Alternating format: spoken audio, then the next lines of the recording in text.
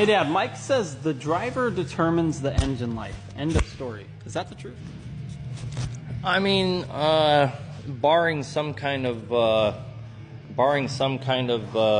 mechanical or parts failure, of course. What else could it possibly be, right? If you never started the engine, then nothing bad would ever happen to it. Most of the longevity issues with engines, it comes down to the driver. You know, that'd be your transmissions, your differentials, all that. But it's usually pretty easy to tell if your failures are from driver error, if your failures are from maintenance error, lack of, in other words, or from a parts failure. Most of the time it's pretty easy to tell.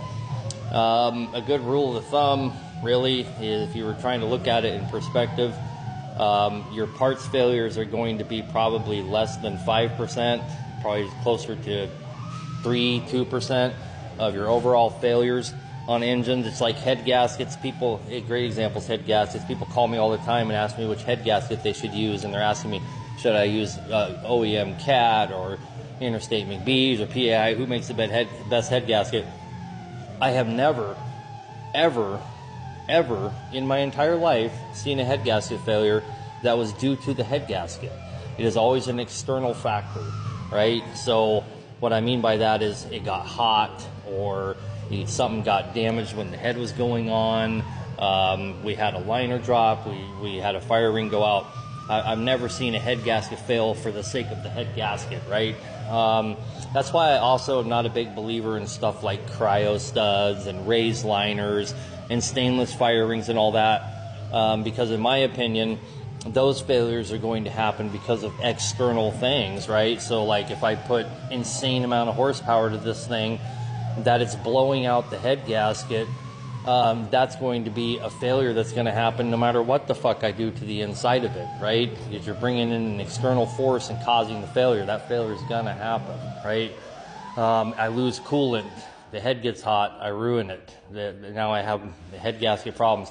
The head gasket doesn't fail independently, right? So what causes your failure? Well, most of the time it's the driver, because if you lose a coolant line, that's ultimately the driver. The engine didn't do that to itself, right? So yeah, the driver's going to get most of the blame because the engine's an inanimate object that cannot harm itself, right? If it gets wore out, the valve train gets fucked up, maybe you're not operating at operating temperature, maybe you're not doing your maintenance, something.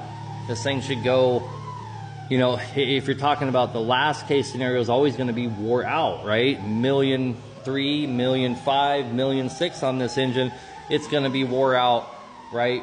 But how many engines make it to the wore out stage?